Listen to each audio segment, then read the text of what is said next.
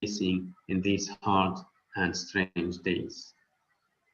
We insisted on organizing our conference as it was planned before the outbreak of coronavirus, because now, and more than ever, we understand, touch, and believe in the importance of research in our day-to-day life. We can't stop thinking about what could have been done to avoid, prevent, or to stop this virus.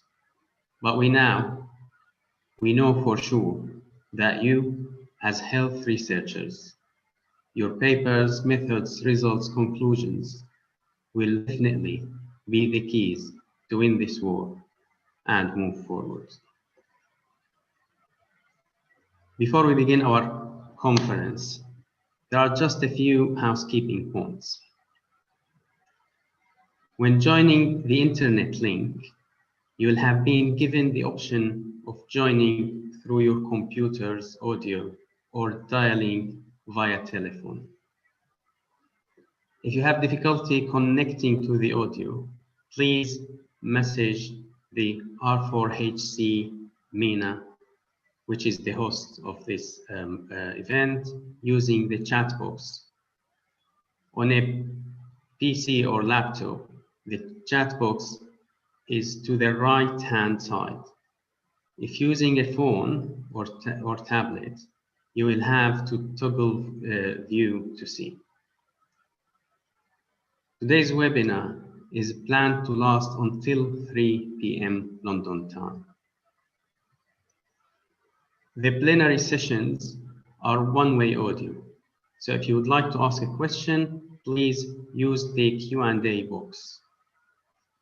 If you are using a PC or laptop, the Q&A button is in the bottom of the Zoom screen. If you are using a smartphone or tablet, you may have to toggle this. Please have a quick look now.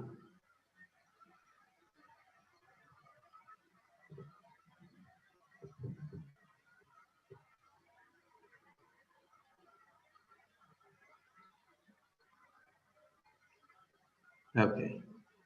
This webinar is recorded and it will be available on YouTube and Facebook afterwards. Now, you will see the program on the screen. It can also be downloaded on R4HC website homepage.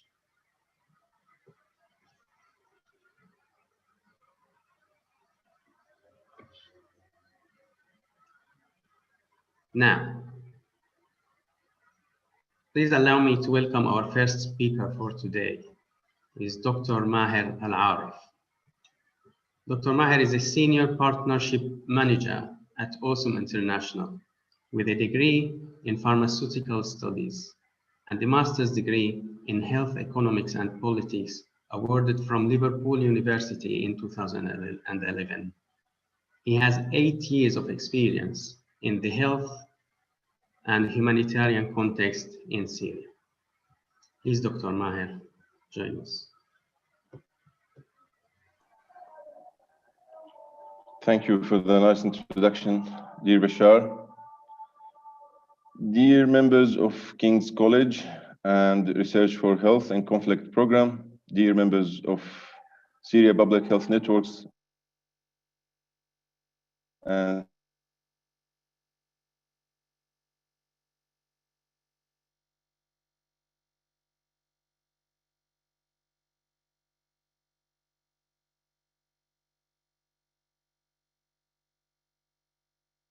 Syria Research Group, dear colleagues, and even more, I am very proud that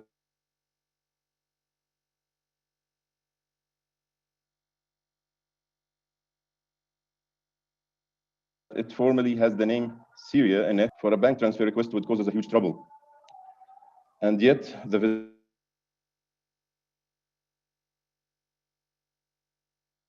visibility and attention to the worst conflict and humanitarian crisis in the recent history that has been ongoing for 10 years now. Today,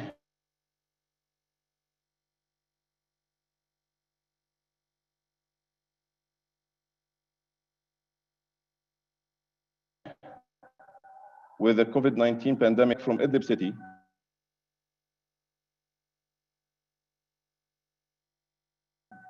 from a press conference on the response to the humanitarian organization chaired by Idlib Health Directorates, and also covered a lot of the content that I would like to share with you today. So again, I would like to thank you all for creating this space and joining us today. On behalf of my organization, AWESOME, which has been active in this context for more than 8 years, but also specifically for all humanitarian partners and supporters, some of whom may be with us today, but many as well who might not have the chance to make their own voices heard.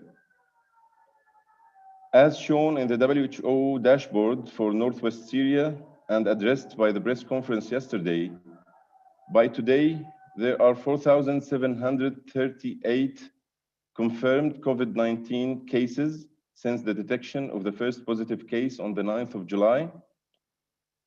About half of those cases are still active, while 42 people were confirmed dead due to this virus so far.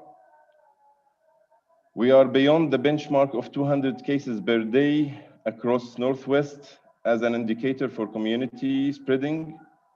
19% of the cases are for health workers. Recently and alarmingly also, the first cases in IDP camps were detected. There are so far 215 confirmed cases in camps, which has a high potential to be spreading faster, especially during the nearing winter season.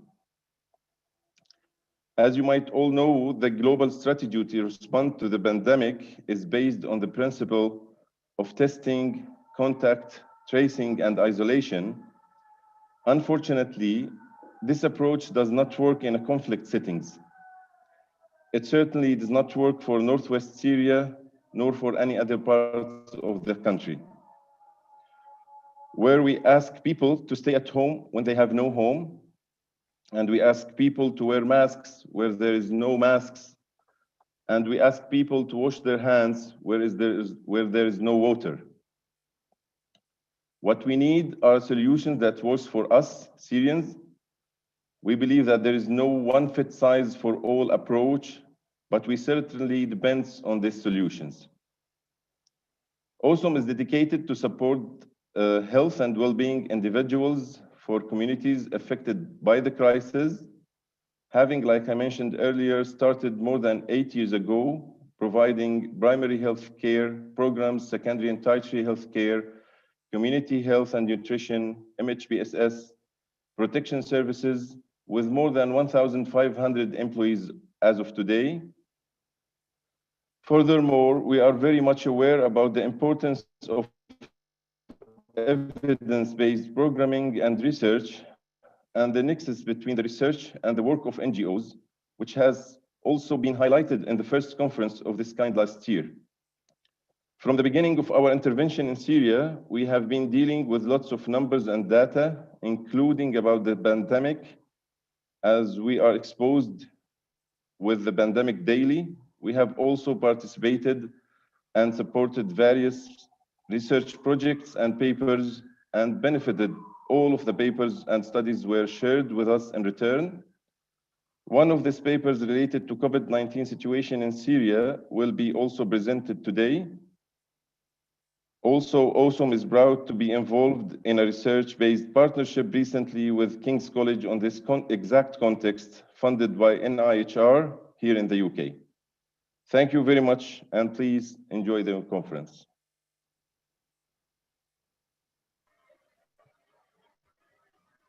Thank you very much, Dr. Maher Al-Arif. Please allow me to welcome our first keynote speaker for today, Dr. Natasha Howard. Dr. Natasha is an interdisciplinary health policy and system researcher, focused primarily on low and middle-income countries. Dr. Howard is also the director of Syria Research Group, which is a team of primarily Syrian health system researchers based at the London School of Hygiene and Tropical Medicine. Dr. Howard, please join us. Hello, thank you. Good morning or afternoon, everybody, or if you're in my side of the world, good evening.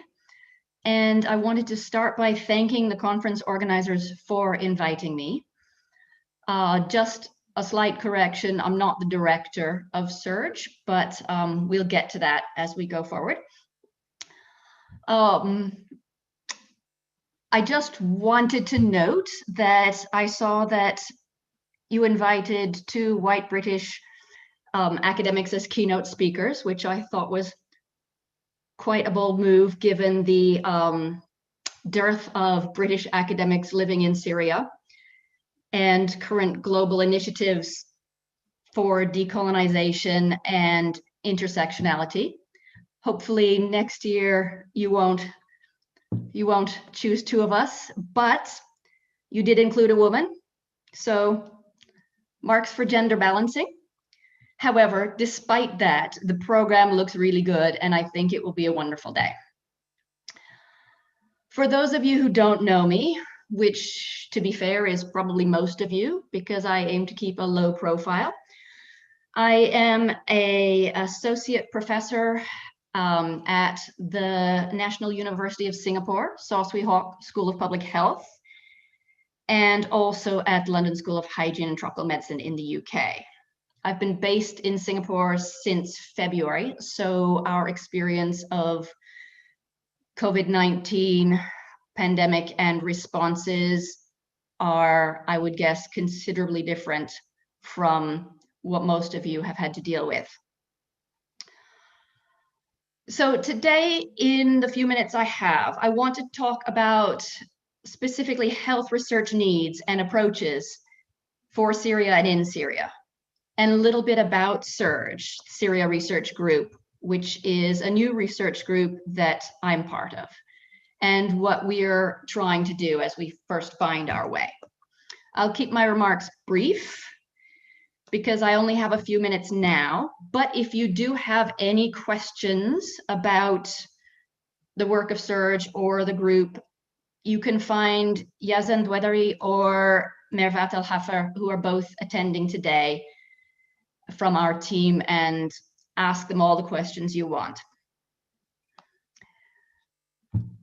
So we've all heard that the Syrian conflict is one of the most extensively studied and documented contemporary conflicts. Whether that is good or bad, that's the status as we know it. However, despite this, a recent review by Jabor and colleagues found that much of that health literature related to Syria since 2011 is actually about refugees, with relatively few studies focused on the health of populations within Syria, and even fewer contextualizing health issues in relation to the conflict or describing something beyond or moving beyond health problems, health needs.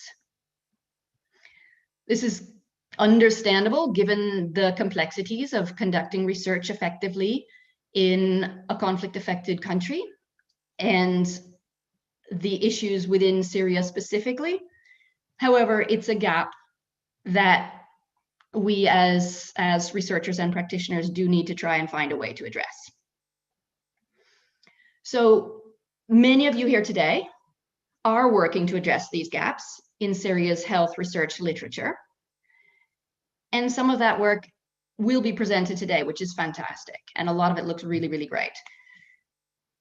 So coming back in my comments to what is SURGE and why should anybody create another research group for Syria? So as Dr. Maher mentioned, it's a group of predominantly early career Syrian researchers, and it's co-hosted between 2 global academic institutions, namely NUS School of Public Health in Singapore and London School of Hygiene and Tropical Medicine in the UK. So the question why? we've been conducting work in Syria for a few years now. And Yazan, Mervet, and I noted there's a clear need for research that's a bit more participatory, a bit more grounded with local realities. And particularly, the emphasis is on qualitative research with participants rather than on participants in Syria and in the global diaspora. So that's one of the things that's a little bit different about what we're trying to do. Surge is small. We're still quite flexible and well networked. It's a group of academics and volunteers. Most importantly, we're not trying to be like every other academic group. So watch this space, we'll see what happens. Hard to predict at this stage. But our approach is Syrian majority, Syrian led, using co-design and participatory methods, and focusing on primarily exploratory topics, because we know there are already many researchers who are working on more established research topics, and that's not where we feel that we could add most value. So, for example, in addition to ongoing participatory qualitative research on health system governance and adaptation across Syria, we're also looking at COVID-19 response governance and community level prevention initiatives. And this comes back to what Dr. Maher mentioned, that we need to propose relevant solutions based on realities rather than on what we as academics globally think works in terms of a response. So this is particularly true in displaced communities. And we've done an initial round of questionnaires and survey work in IDP camps that we are analyzing now in order to try and address this issue of the fact that the standard public health response just doesn't work particularly effectively. Additionally, we're looking at some of the gender issues that have been arising because of the conflict. So women's lived experiences as healthcare providers and also service users. This is, so far it has been in opposition controlled areas, though we may do it more broadly if possible. And also looking a bit at women's experiences of discrimination, gender-based violence, etc. during COVID-19, whether that has had an impact. So without taking much more time, we're still experimenting, both with methods, with approaches, with ways that we can support contributors who are within Syria. And so if anybody has any ideas today, please do share them with Yazan and Mervat, because by then I will probably not be able to be here any longer because of the time difference. So I want to end my remarks with a call to all of us, whether as academics, practitioners, advocates, or some combination of that we all find ways to support and promote the research efforts of those who are still inside Syria or who are new to the diaspora. Because some people are already well established, but there are still many, many highly capable researchers or people who would be interested in research who don't yet have that chance. And so we need to find ways to provide more opportunities. Obviously, we all need to advance our own careers, but we can always do that by finding ways and means to do this in collaboration and by supporting those whose lives have been so affected and disrupted by this protracted conflict. I would like to end here and say thank you again to the organizers. And I hope you all enjoy today's conference and learn a lot, network a lot, and from that we can take forward new initiatives. So thank you all again.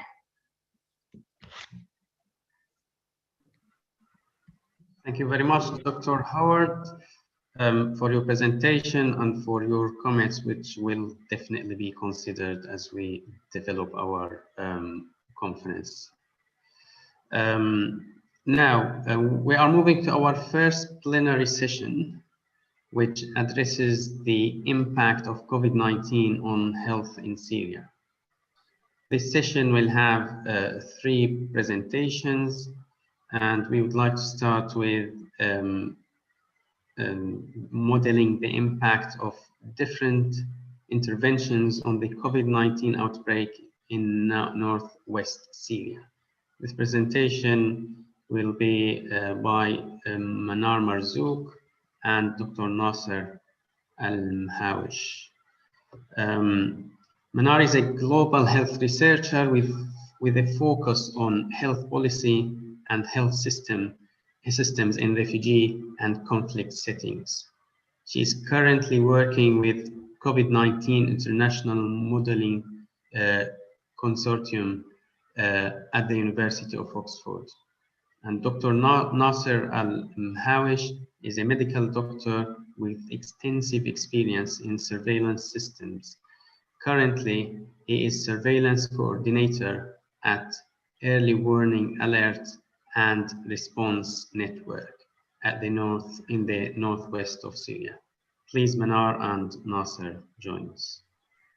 Hi, thank you very much, Bashar, for the introduction. Let me share my screen just a second.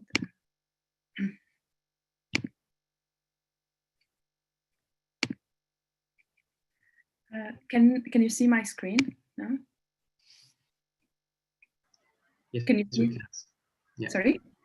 Yeah. Yes, so yeah, thank you very much for the opportunity to participate in the conference. And here we are presenting our work, like from COVID-19 modeling group. So we established a group. So I'm a member of the COMO consortium, and also like with team leader for the COMO modeling group in the northwest of Syria. So here we're presenting the work from also the participation of all our colleagues. Their names are here and they couldn't participate with us. So I think maybe we can start with Dr. Nasser.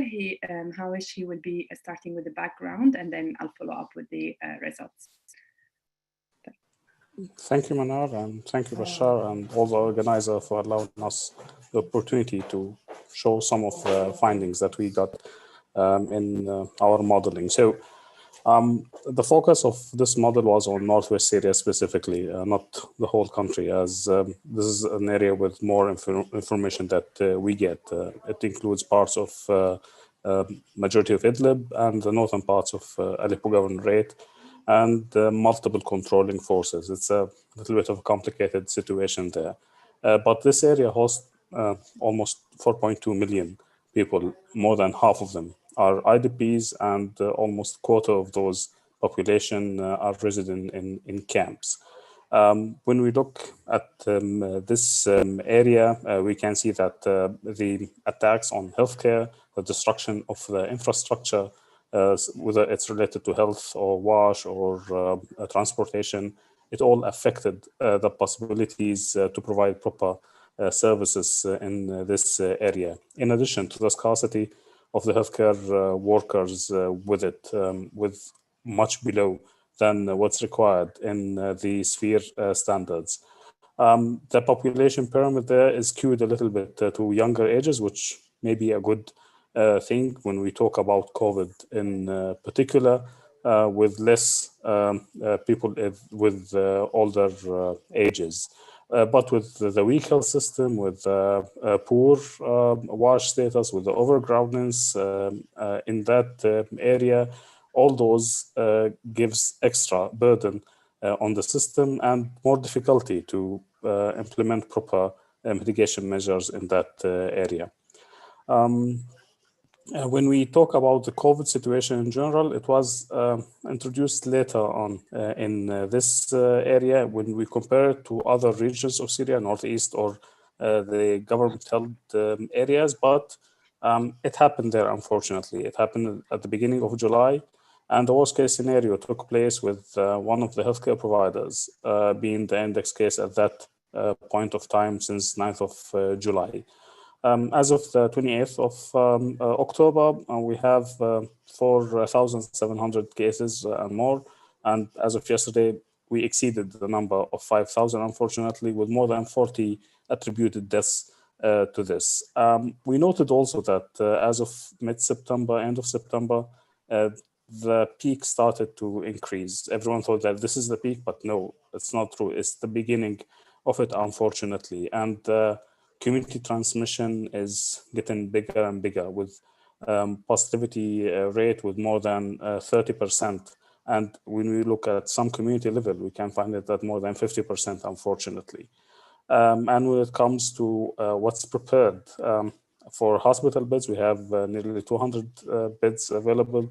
With the ICU, 112 so far, including 83 ventilators. And with the approach of having some community-based isolation centers and some dedicated hospitals, but still the numbers are very low, unfortunately. Some mitigation measures were conducted at the beginning when people were afraid of the introduction of the virus, some partial lockdowns in some area, school closure till the end of September, and increasing and sensitizing the population about personal hygiene, hand washing, and some minimal travel restrictions, including the closure of the Syrian-Turkish borders, of course. For the model, it's based on an age-structured SEIR modeling for it, and with the development of this model by the COMO consortium from the University of Oxford and Cornell.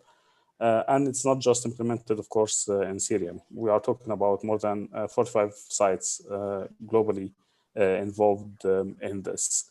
With interaction between the developers, the country level expert committees, and policy makers to reach the proper policy briefing to aid the policy makers in that. This is a participatory approach. It's not just people sitting in their offices and just talking about it. On our level in Northwest Syria, a group of experts, members from the task force, the national and international involved in it, some policymakers provided their feedback and their ideas about how to modify the interventions in that, in addition to, of course, the consultation of the COMO consortium themselves. I'll see here that when we come to the data, we use the epidemiological data from ASU EWARN, the Health Information System Unit for Northwest Syria for the population and for the health capacity, in addition to some screening conducted by one of the partners, UDA. Now I'll move to Manar so she can continue with the scenarios. Thank you, Nasser. So in this model, we have simulated 4 scenarios for COVID-19 interventions in the Northwest. So the first scenario is the baseline current situation. We're modeling the current coverage of 4 interventions: international travel ban, hand washing, mask wearing, and school closures. With the second scenario, we introduced, we were modeling the impact of school opening on 15th of September, and we introduced three interventions for for a shorter period for 8 weeks.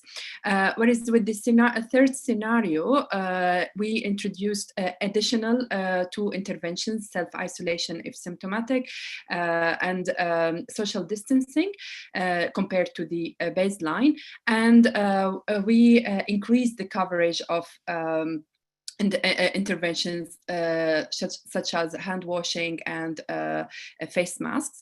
And the fourth scenario, we introduced high coverage of interventions, similar to the scenario 3, but only we increased the coverage of interventions, especially in particular for hand washing and face masks interventions that we thought it will be feasible in the context of the Northwest. So we'll start introducing the findings one by one. So first, for the first scenario, we projected the impact, as said, the current mitigation measures, combination of interventions for interventions: international travel ban, face mask, hand washing, and school closure. So in this, the model predict that around 59% of the population will be infected, and the peak will be reached around mid-November. And it's predicting that the total COVID-19 attributable death will be around cumulative 2,000 by the end of the year. But as you see, the curve is continuing till the till the after 2020. And then with the second scenario, we projected the impact of school opening in combination of another 3 low coverage intervention, face masks, hand washing, and international travel ban, implemented for 8 weeks only. And the model show that this scenario will result in slight increase in the infection of population because it has been introduced for shorter period. And also with the COVID-19 attributable death, the cumulative death will be slightly higher than the first scenario, the current scenario. And so the death will be increased by 7.6%. And then with the third scenario, we have projected the impact of combination of 6 moderate coverage interventions. Here we added a self-isolation if symptomatic and physical distancing. We prefer now to call it physical distancing, it's better. And we implemented these measures until the end of 2020. And the model predicts that around this scenario will result in a decrease in the infection percentage of population infected into 34%, and as well the death will be is expected to be reduced and 67% compared to the current situation, the baseline. Whereas with the fourth scenario, here we projected the impact of combination of 6 high coverage interventions, the same as the scenario 3, but increased the level of coverage and introduced until end of 2020. So in this scenario, it's projecting that there will be a massive decrease in the percentage of population infected. Nevertheless, it's worth mentioning that the curve is continuing till next year, so we don't know what will be happening after 2020. And then also it predicts that the death will be decreased by 93%. So this is summary for key findings. I'll give a couple of seconds for you to see the comparison.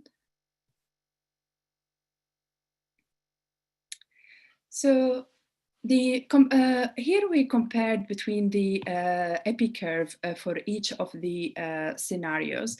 And if you see that with the second scenario, it's not predicting to make massive change into the current situation, whereas with the third and fourth, the peak of the epidemic is predicted to be shifted until next year.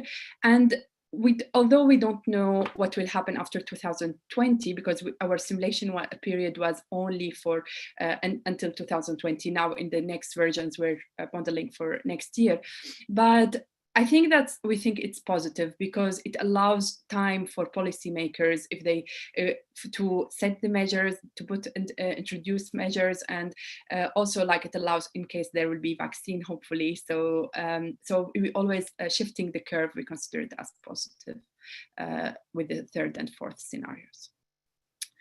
So in this comparison, we're comparing between the fourth scenario in terms of the death. So in this model, it predicts that the fourth scenario, introducing 6 non-pharmaceutical interventions with high coverage, is the most effective in averting COVID-19 attributable death.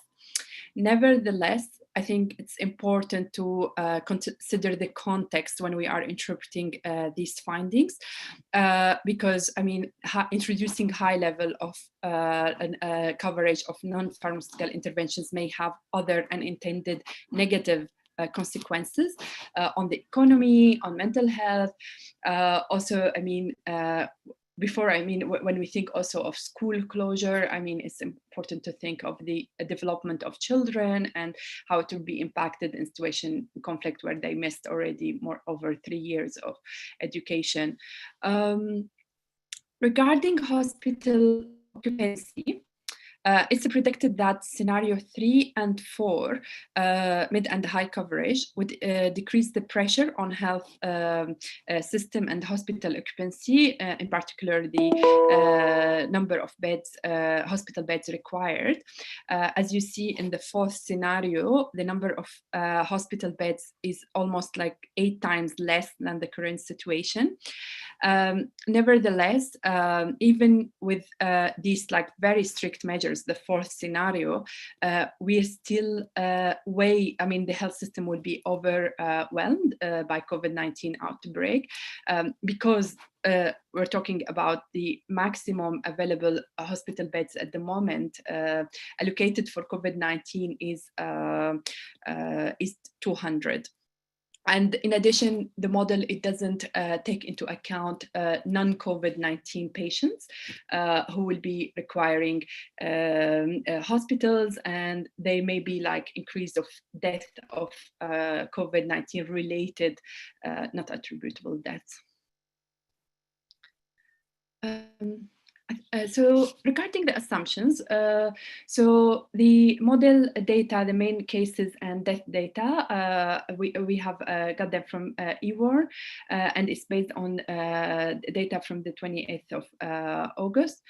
And the hospitalization rate, infection hospitalization rate, we have increased it a bit. We doubled it to reflect on the vulnerability among the Northwest population.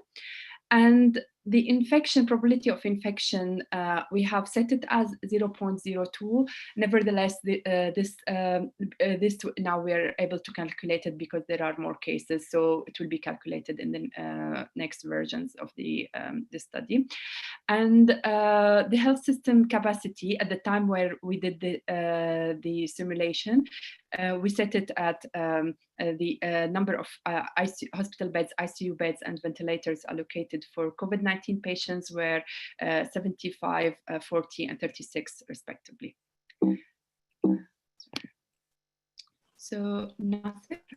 Yeah, so we knew from the start that this is not the perfect, of course, nothing is perfect anyway. So looking at the challenges that we faced and the limitations that we acknowledged for the modeling, we knew that the age structure model will not consider some of the other factors, like we have high population density in Northwest Syria, especially in the camp area with more than 5,000 persons per square kilometer. Some socioeconomic factors also. We are talking about a new disease that it's less than 1 year old, if we may say this, and people are still learning more and more about the infectivity of it, the manifestation, and all this would be more clear in time, hopefully. One of the difficulties that we faced is related to the mortality data and not having proper registration, not having proper mortality surveys or mortality surveillance per se to have more accurate data in this, especially that we are in a conflict zone. One airstrike can lead to a high number of deaths. Is it related, not related? This is clearly not the situation with this. Another problem is related to the governance and the fragmentation of the policymakers in the field. As we showed in the map for controlling forces, we have multiple actors in the field, and it's not easy to have one unified decision when it comes to some interventions. Some of the non-pharmaceutical interventions are a little bit difficult to implement because of some of the above-mentioned reasons. Some of the lockdowns, the shielding of the elderly and the consequences that it may have on the psychological aspect for it when it comes to the social network in the field also. We're looking at the options of having some community screenings aside from the contact tracing, the regular phases that are conducted in the field, which is again not an easy thing to conduct at the moment. And this links to the possibility of having some surveys and some RDT utilization or the serology with ELISA to see if there is a need to support some self-isolation practices and to have proper assessment of the spread of the virus. So in brief, when we just go fast on the conclusion from what we got, that the higher the non-pharmaceutical intervention, as expected, will have a better effect to decrease the burden on the health system.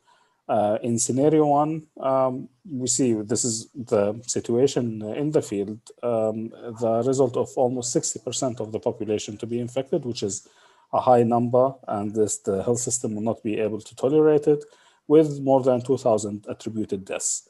Introducing mitigation measures for a short period of time in scenario 2 for 8 weeks will not have bigger difference. Whereas when we have a combination of non-pharmaceutical intervention like the excess of hand washing, the physical and social distancing, the proper implementation of face mask, and so on, will till the end of 2020 in both scenario 3 and 4, this will help in decreasing the bed occupancy rates at the hospitals, which will ease the burden on the health facilities and avert some of the attributed deaths by 70% and more than 90% based on the scenario. Also, we need to mention that although school closure is predicted to have good consequences of it, but as Manar mentioned, it's not an easy decision to make. We have the future of the children. We need to know how to be able to cope with this situation. Will their staying at home be the solution of that? Won't they go to the community? And all the implications for that. Some of the non-pharmaceutical intervention, just like shielding and some self-isolation and quarantine, should be addressed carefully after assessing the psychosocial networks and the field situation. We are in a conflict zone, and the connection and the networks between the people may get bigger, and it's not easy to implement this kind of interventions. So far, the most feasible interventions would be the face mask wearing and the hand washing. It's more easy and feasible to do, although we know the difficulties, the availability of water and the hygiene kits and the availability of the masks themselves, although they may decrease the number of deaths by more than 90%. And finally, we need to see that some additional public health and social protection should be used, and we need to discuss this with the policymakers to have proper implementation of the non-pharmaceutical intervention. Now back to Manar for final remarks. Thank you very much, Nasser. So I think in our work, we want to acknowledge all people who helped us, in particular, Professor Lisa White, and also I want to mention Professor Natasha Howard, and all people who participated, and Dr. Munzer Khalil, and these names. So I think the questions, we will get them probably after the, so we look forward to any questions you have, and thank you very much. Yeah, thank you very much, Manar and Nasser. I would like to remind our participants that if you have questions, you can use the Q&A box. If you're using a PC or laptop, the Q&A button is in the bottom of the Zoom screen. If you're using a smartphone or tablet, you may have to toggle this. And please, when you ask a question, try to mention the presentation that you're asking about, or the presenter that you would like to answer your question. Now we're moving to our next presentation in our first theme, which is the impact of COVID-19 on health in Syria. And our next presenter is Abdul Karim Gzayez, and his presentation is on COVID-19 response in northwest Syria. Dr. Abdul Karim is a Syrian medical doctor and an epidemiologist. He is currently a research associate and a PhD student at King's College London. He is also involved in several other projects and research with the academic and policy institutes, including the AU Chatham House and others. And he is also a founding member of the organizing committee of this health research conference. Please, Abdul Karim, join us.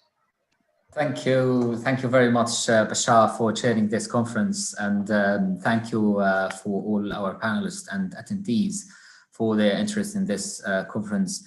So my presentation will be brief after we heard from Mana and Nasser about the different non-pharmaceutical interventions, effectiveness in northwest of Syria. My presentation really looks at the general governance, health governance issues during COVID-19 outbreak in Syria, and also community engagement, which is, I think, key. So as you know, in Syria currently, we have more than 15,000 confirmed cases across the different areas of control in Syria. In the government-controlled areas, we have around 6,000 confirmed cases with around 300 deaths. In northeast of Syria, we have around 4,000 cases with about 120 deaths. And in northwest, we have around 5,000 cases with 40 deaths. But as we all know, these numbers could be only a fraction of the real numbers, because the testing capacities across the country is very limited. So as you know, they are in any response to outbreak, usually you need to have a national plan for response. And in the case of Syria, this was not possible because of the division that the country is experiencing because of the conflict. So then the governmental areas, the Ministry of Health is the lead for the COVID-19 related planning. In the Northeast, you have the Health Department self-administration, and in the Northwest, the health governance actually is very challenging, because you do not have one like military or political governing body for the whole region, and you do not have one local health authority. So the governance issue has been problematic. And that's why in this paper that we published in the Journal of Public Health, we looked at the different governance techniques that has been used in northwest of Syria, and also the community engagement strategies that try to fill in gaps in the COVID-19 response. So the idea behind this paper was a collaborative work between King's College London from one side, and also the different health actors involved in the COVID-19 response in northwest of Syria, mainly Idlib Health Directorate, the White Helmets, the Syria Civil Defense, the E1, which NASA presented about earlier.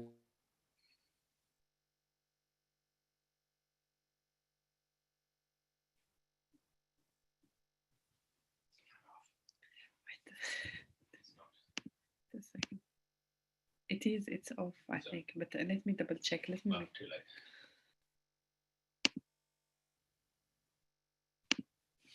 Yeah, and also in North Syria, the health has experienced a lot of challenges. Right. These. Sorry to interrupt, I think your voice went off for like a minute. If you just go back. Okay. Sure.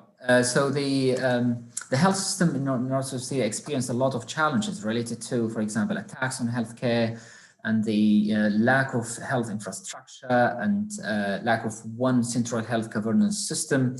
But also, in addition to these challenges, there have been specific challenges related to COVID-19, which put this area in particular at a higher risk. These challenges are related first to displacement. We have only in between December 2019 and April 2020, as per the UN OCHA, we have more than 1.2 million people who have been displaced in this region. And more than 68 health facilities in the same period have been attacked. Also, to make the response even more challenging, the UN Security Council resolution about cross-border humanitarian response 2165 in 2014, this resolution has expired. And as you know, the Russians and China they have vetoed the extension of this resolution, which made the humanitarian response in Northwest Syria even more challenging. Also, the capacity of the health system there was very limited.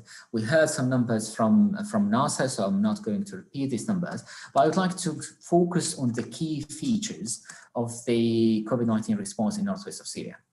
So the first thing to bear in mind that in any outbreak or pandemic response, you need to have a national level plan with clear strategies of what we really need from each measure that we are introducing. For example, if we're implementing a lockdown, then we need to know that the goal of this lockdown is, for example, to delay the outbreak by X amount of months or by X amount of weeks.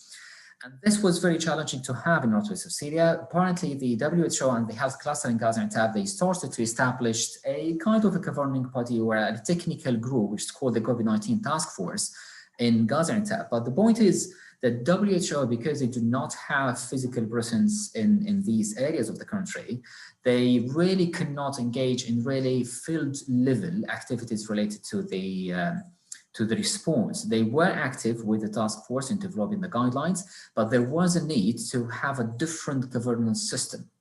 And this was when the Idlib Health Directorate came with the civil defense, the white helmet, and they established a governing body to manage the response with a clear plan that we need to stop the virus from being imported into these areas, with a plan that they will delay this for at least 3 to 6 months until they have some time to scale up the health system capacity. And indeed, this what happened, because the first confirmed case of COVID-19 in the governmental health areas in Syria was announced, I think, in April, while the first case of confirmed case in northwest of Syria was not identified until July, late July. So they were able really to delay the onset of the outbreak in northwest of Syria for at least 3 or even more, 3 or more months. What's the strategies in terms of leadership? So instead of having one top-down system, there was kind of a bottom-up approach where you have the different NGOs coming together under a leadership from the Idlib Health Directorate as a technical body, not as an authority. And then you have the white helmets as the one involved in the rescue and in the community-based interventions. And under this, they called for a massive social mobilization activities. And they called for a campaign for volunteers, which is called the campaign called Volunteers Against Corona. And this campaign now have thousands of volunteers covering all different neighborhoods in the region. So now in each neighborhood, you would have a committee of volunteers with clear tasks and responsibilities of what they need to do.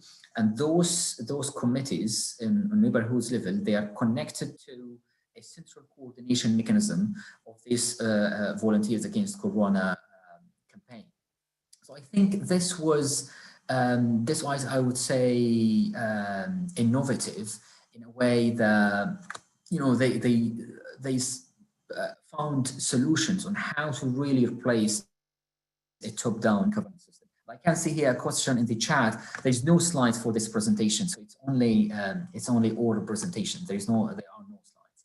I can share the link for the paper later.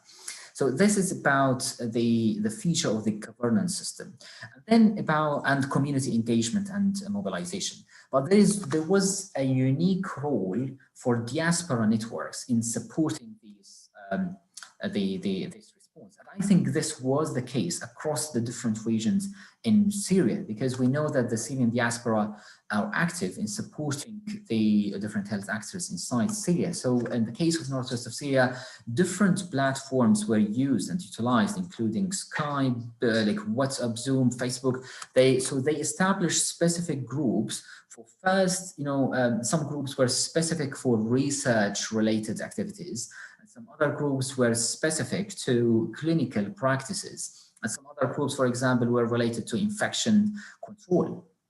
And the diaspora, they had a key role in managing knowledge, which is I think is very needed, because on the ground you have people focusing on life-saving activities and on different priorities, while for diaspora they played key role in managing knowledge, especially that we're dealing with a new pathogen.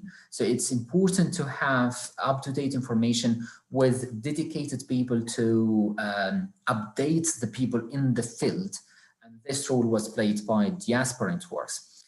The third feature was learning from the polio outbreak. The polio outbreak in 2013 was the first outbreak that hit the country. And learning from this outbreak, we learned how to establish, for example, a task force. We learned how to go on the community level to establish volunteers committees who would be able to go door to door.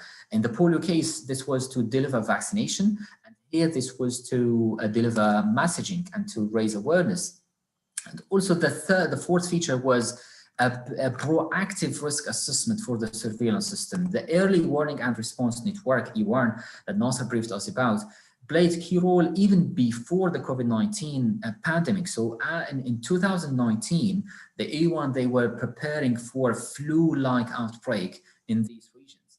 And they were pushing the WHO and other agencies to support them with the required PCR machines and other testing capabilities.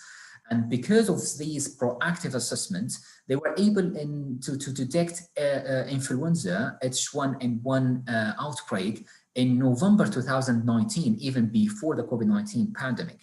And after that, they were able to scale up the testing capacity gradually as they go. And it's very challenging to scale up the testing capacity, but still this proactive approach, I think this worked properly. And then the non-pharmaceutical interventions, I think these were covered already. And the sixth feature was about how to have a national plan to scale up the health system capacity.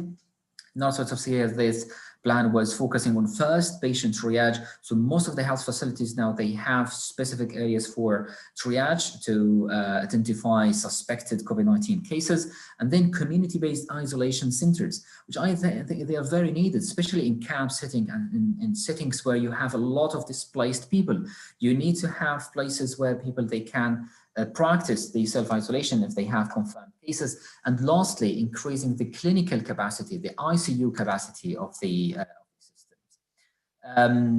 And lastly, the last feature was related to utilizing digital solutions. So as early as of March 2020, an organization, it's called Violet Organization, reached out to us in King's College London. We worked with them to develop a self-assessment algorithm for COVID-19 symptoms. And this was ready by April 2020, which is really earlier than even some self-assessment algorithms or websites or services in developed countries. So these services were available to residents of Northwest of Syria starting from April 2020, which I think this was innovative. And now there are also all other options to utilize digital solutions to support the surveillance system, but this are yet to be implemented, but are thought of generally. So this is in a brief. I know that my presentation focused on the qualitative element of how to assess the national level COVID-19 response in Syria, focusing on Northwest, and I'm happy to take questions after the third presentation. Thank you very much.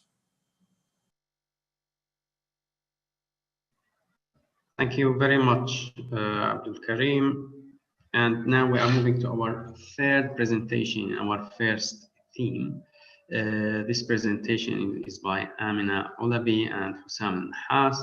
It's on COVID-19 in fragile states, barriers and facilitators to health promotions. Amina is a member of the Awesome UK team, focusing on the research aspects of Awesome's work. She holds a biomedical degree from the University of Liverpool, and she is also a founding member of the annual Syrian Health Research Conference. And with her, we have Hussam Al-Nahas, who is a physician with over or more than 8 years of experience in the field of humanitarian health and public health, and he is a public health researcher with strong skill sets on information management and focus towards studying health systems in conflicts. He has extensive experience in data collection, data analysis, and program implementation. Please, Amina and Hussam, join us. Okay, thank you very much, Bashar, for that. And good morning, everyone. Just a quick note, Hussam, my co-presenter, is actually showing the presentation, the slides. So thank you very much once again for this opportunity to talk about our research on COVID-19 in Syria. This research was done in collaboration with LSTM and Awesome, as well as Hussam from Johns Hopkins. So just to start off, this is a quick outline of what we will be talking about today. So our research took place between July and August for the data collection. And now we will move on to the introduction. So just a bit of a brief overview of the Syrian crisis. I'm sure most of us know this, but it's been classified as the biggest humanitarian and refugee crisis of our time. And the reason for this is very obvious, as you can see on the figures here, with over 500,000 people dying, and these are just the documented deaths. And specifically on the healthcare system, the losses have been really huge, with figures coming out of Idlib in 2019 showing that there were only 600 physicians providing healthcare for over 4 million people living there. So as you can tell from that, and the response in the opposition-held area, specifically Northwest Syria, which is where our study took place, heavily relied on local organizations and NGOs to respond to the health needs of the population there. So as mentioned by Nasser and Manar and also Karim, Northwest Syria had been hit hard by COVID-19 since late July this year. So as of October 28th, there are around 4,700 cases and around 50 deaths. And mainly Idlib is contributing to the highest number in terms of mortality and morbidity. So with the lack of therapeutic and vaccines and rapid tests, the focus is shifted on preventing a large outbreak in northwestern Syria. Prevention campaigns are being carried out in the area. However, it was highlighted by local organizations that an assessment is needed to better understand the factors that may help or hinder people from following the guidelines and recommendations, which are being covered by community engagement activities. So for the research objectives, we wanted to do three main things. We wanted to describe the current prevention response. We wanted to identify the facilitators and barriers affecting the delivery and uptake of the messages that were being given out. And we wanted to also provide recommendations for actors to better tailor the COVID-19 response in Northwest Syria.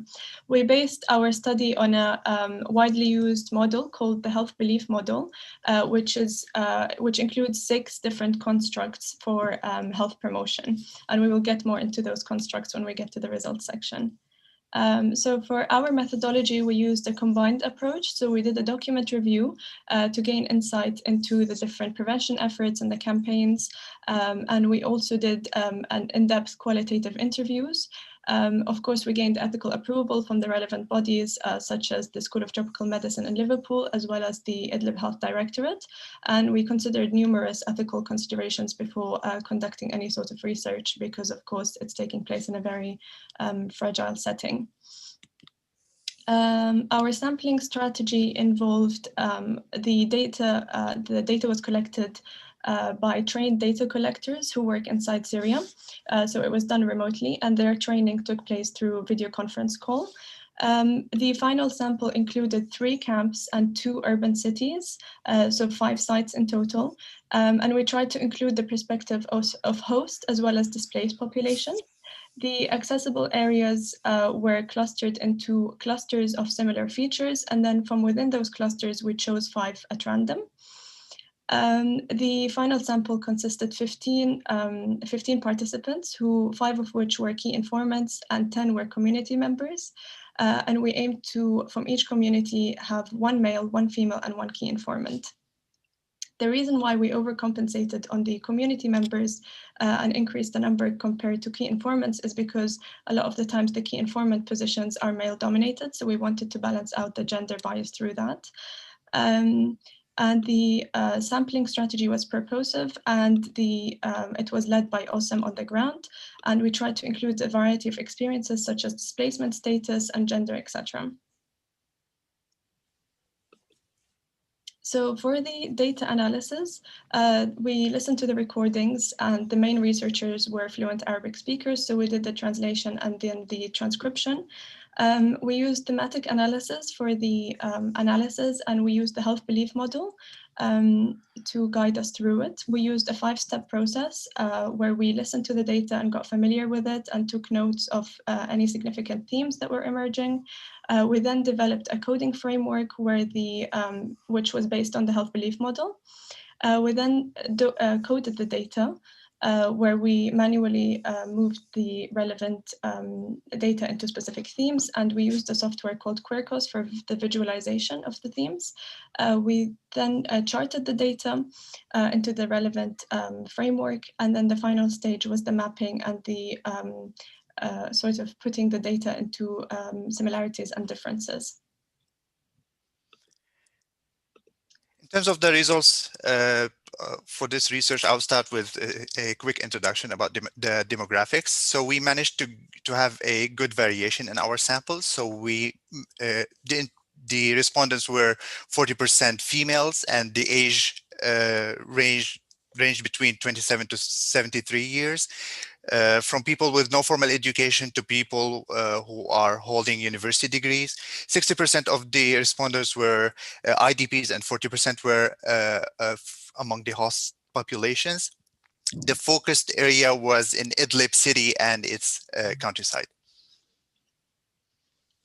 So we now move to our results, which are based on the health belief model. So the first construct, which was the perceived susceptibility, is concerned with how at risk a person sees themselves of contracting COVID-19 in our case. And it was very clear that participants really realized the contagious nature and saw themselves at risk. However, one thing that did come out was the fact that participants often place themselves out of specific risk groups. So they would say, a young person would say, it only affects the elderly, and so on. And overall, 70% linked it to internal factors, for example, someone's age, and only 30% linked it to their behavior, for example, social distancing or sort of hygiene practices. And which was true for all of the different constructs, was that there was a mysterious nature of the virus that kept on coming up, as seen on this quote here. For the perceived severity, which is concerned with how serious a person thinks the health condition is, it was very clear that once again the participants saw themselves as that the risk was severe, and that if the consequences of contracting the virus were very severe. However, they did say that not everybody in their community views it the same way, and some people think that it's just down to a political hype or different theories they might have on why it's being portrayed in that way. Importantly, all of the participants viewed that viewed the severity through a very context-specific angle. So they often reference their specific living conditions as reasons why the consequences of the outbreak would be so severe. And also the opposite was mentioned. So a lot of people commented saying that COVID or an outbreak of it would not be as severe as what they had already lived through with conflict and war. So they were sort of desensitized to the tragedy or suffering in general. With the benefits of engagement, a lot of people quoted that they would fear over, they have fears for their families or people they love of getting the virus, and that was a motivator for them to adhere to prevention guidelines. And this was correlated with people thinking that it was a severe threat. So people who thought that COVID was a severe threat in their area also saw benefit in engaging with prevention efforts. And 13 out of 15 participants mentioned the responsibility to protect others as a sort of humanitarian or religious duty to look after people who are already in a very fragile setting.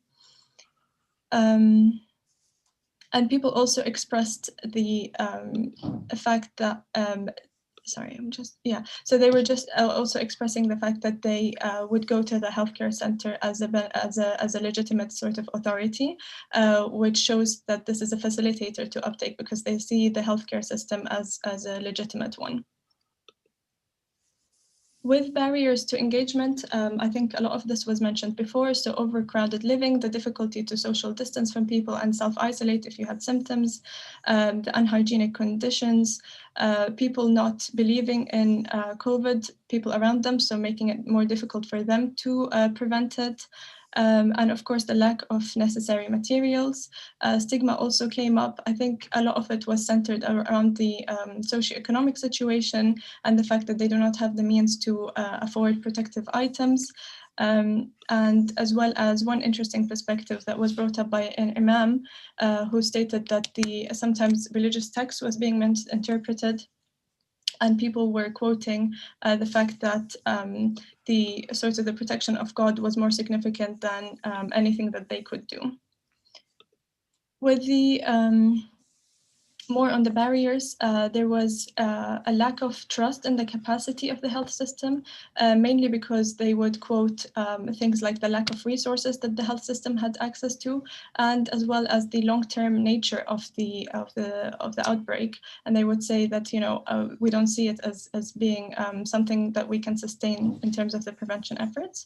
Poverty was at the center of all of this. Everything that was mentioned was centered around poverty and the socioeconomic situation. And then we move on to the perceived self-efficacy. This was, again, there was a wide variation. There were people that said we had a huge role to play in preventing the outbreak, and others who said it was the sort of authorities' perspective and individuals don't really have an effect over it. But the majority of people did say that they have a responsibility and a humanitarian duty to do their part. In terms of the cues to actions, people like the people we interviewed mainly relied on media like news and the social media to get the information about the COVID-19, and also relied on the awareness campaigns that were run by NGOs inside the city and in the countrysides. Other sources for information were from people who acquired the disease, and they communicated with people inside the city, or people who were tracking the news around the globe and collecting information about the burden of the disease on different countries. For the discussion, the main two themes that we have out of this study is to characterize the facilitators and barriers to community engagement. So as you notice here in the slide, both the family and the culture play an important role in as facilitators and as barriers as well. So as Amina mentioned, for those who were aware and were worried about their families and their children, they tried to engage into the community activities and the community efforts to battle the disease. But on the other hand, many mentioned that when it comes to their families, and if they got infected, there's no way they can isolate them and stay away from them. So it can play like it can have double role in this regard. For the culture, again, the misinterpretation of the religious text can be a barrier for engagement, but at the same time, because of the culture that is related to reduce the harm to the community and the economy, people were more willing to participate in the efforts. In terms of facilitators, knowledge was characterized as a facilitator, because most of the people we interviewed expressed enough knowledge about the disease, the risk, and the severity. In terms of barriers, the misinformation comes in the first place due to the false news and misinformation and disinformation that is not controlled in the area. Attacks on healthcare, and as Karim mentioned, had a negative impact on the health facilities, the health services, the healthcare providers, and also threatened the access to safe care to people. So people were reluctant to report their disease, so they don't be isolated in health facilities that can be targeted. Implementation gaps, we can see in this graph that risk communication was implemented widely in the whole province, but when it comes to interventions that requires more resources on community level, we noticed that there was a lack in those kind of activities. Also, because of the authority gaps, there was no obligatory measurements that like in terms of like home isolation or lockdown. In terms of the recommendations and research gaps, two main categories that we can talk about: the response tailoring and better communication with stakeholders. So in terms of response tailoring, of course, since people were perceiving NGOs and health actors within Idlib as the trusted entities for healthcare providing support, funding, or capacity building to the Syrian NGOs and health actors would enhance the trust in the community. Also integrating the family in prevention messaging and mitigation measures, because as we mentioned, family can be a barrier as a facilitator. So as long as we engage the family and enhance the facilitator part of the family element, this will enhance the community response. Inform intervention with research that study cultural complexities. Of course, this is a recommendation before any intervention in a fragile setting with limited resources. Informed interventions will allow for a better response, better engagement with the community, better communication with stakeholders, not only on community level, but local, national, and international levels, to eliminate misinformation and provide regular updates to all stakeholders.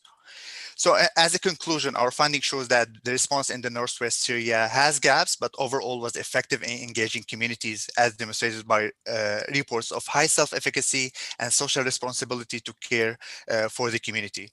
This highlights the importance of evidence-based programming when it comes to working with vulnerable populations, as the needs are likely to be affected by a multitude of factors. Appropriateness of response to the circumstances should be centric to any community engagement effort, and practical solution must be added to health promotion efforts. So lastly, we would like to thank all those who contributed to this paper, and I will leave the final remarks to Amina. Thank you very much, everyone. I think we're ready for any questions that you may have. Yeah, thank you very much. I believe that we have a question for you from, and I hope I pronounced the name right, from Shevgat Baha. They are asking how many people did you interview and what was their education category distribution? Yeah, so we interviewed in total 15 people, and the distribution was quite varied. So we had people with literally no formal education to people with higher university degrees. And we made sure to have that sort of variation because we know from literature that, formal education has a huge effect on health literacy, which correlates to engagement and health promotion. But interestingly, that was on one side of the spectrum, but then on the other side of the spectrum, we saw that even people with high education levels and high health literacy showed sort of skepticism towards COVID-19 prevention, and that may be attributed to many things, including sort of the exposure to more, theories and things that would, or also even fake news and things like that. So yeah, we made sure we felt like the education level was a vital thing to get a wide variation. Okay, thank you very much. We have another question to Manar and Nasser. It's from an anonymous attendee.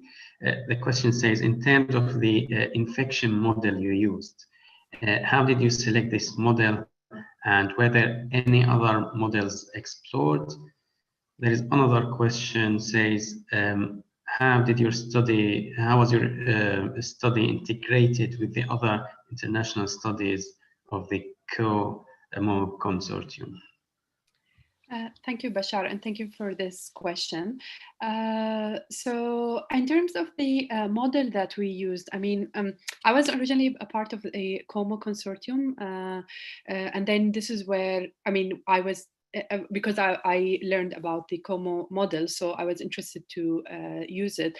And then when I approached the start to establish the Northwest modeling team, and then I introduced to them and also we were also at the same time a discussion with the Northeast also of Syria, because our aim is not only to be only in the Northwest, we want to cover all Syria one day maybe with different modeling regions.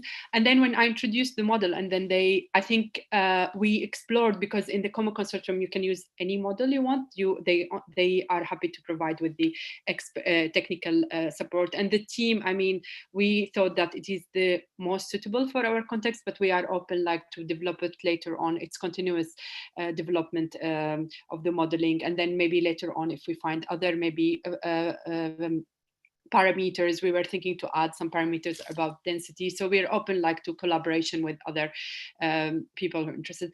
And in terms of the study, how your study integrated with the other international studies of the COMO. So as Nasser said, the COMO consortium has, over 45 countries involved. And each week we are sharing updates about what we're doing in the model. And this, I think this collaboration with other teams from other countries, I think it's very important. And for instance, also sometimes we learn, we had someone from Bangladesh team, he joined the Northwest team meeting, and then this collaboration we think is very very important. But as a modeling team in each region, it's working individual, but we just keep communication and collaboration. Thank you. Okay, thank you very much for your answer. We have another question to Dr. Abdul Karim. Why do you think that, it's from another anonymous attendee, why do you think that volunteers and disinfection campaigns delayed the outbreak in Northwest Syria? I believe that it was the restricted cross-border movement that was the most effective. What do you think, please? Thank you for the question. And actually, in my presentation, I did not mean actually to, there is no indication that the volunteers and the disinfection campaigns are the reason behind delaying the outbreak. What I meant was the delaying the outbreak was, a result of a good planning process that was set on kind of a subnational level. So the planning process was, I think, in the right direction, and the planning process included a lot of measures, including primarily the restrictions of cross-border movements and other social distancing measures. And I think if I was asked as an epidemiologist, what was kind of the main reason for delaying the outbreak in northwest of Syria, I would say, is the natural isolation of this region. Because in this region, there is no movement compared to all other movements in Syria. And as we know, the virus would transmit from people. And as we know, the first case that appeared was identified in northwest of Syria came from a doctor who crossed the border from Gaziantep in Turkey to northwest of Syria. So I think the natural isolation could be number one. And I think what we need to focus on is the planning process, is having a governance system to do a subnational planning in such context is something unique, and that's what our paper highlights. Okay, thank you very much. I think we have 4 minutes before our break and 2 questions. The first question is to Dr. Hussam. It says, some believe that the lack of engagement with local authorities was the largest barrier to implementing preventive measures. How do you see that? Yep. So from what we got after, from the interviews is that people perceive the local health actors as a trusted entities to provide information and updates about the disease. But because of the health system fragmentation and because of the authority gap, there was no way that any like regulation to be imposed on the population, or like the lockdowns cannot be imposed on the communities. And that's again because of this fragmentation in the complicated political situation on the ground. So when talking about the engagement of the local with the local authorities, again we have part of it related to information and the trust regarding the health system as healthcare providers, and there is the political part of the health system which is still not mature enough to have an impact on the community.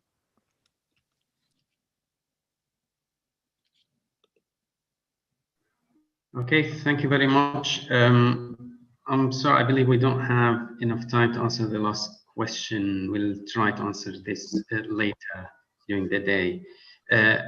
Before we go to our first break, our 15 minutes break, I would like to remind all the participants that the plenary session has ended now, and we will, when we come back, we need to join the breakout groups. You will find the instructions and the links that you need to use to join the breakout group that you chose. You will find it shared on the main chat. Please, if you have any question, again, try to contact the R4HC, which is our host for today. Thank you very much again, and we have now a 15 minutes break, and we'll see you soon.